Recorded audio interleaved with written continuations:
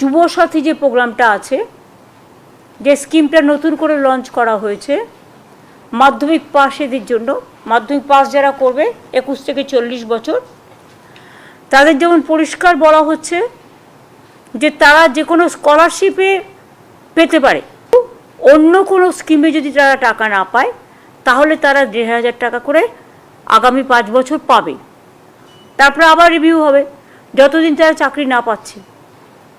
সেইটা আমরা বলেছিলাম 15ই আগস্ট থেকে করব, কিন্তু যেহেতু 1 এপ্রিল থেকে ফাইন্যান্সিয়াল ইয়ার শুরু হয়, কাজেই এটা আমরা 1 এপ্রিল থেকে দেব বলেই ঠিক করেছি।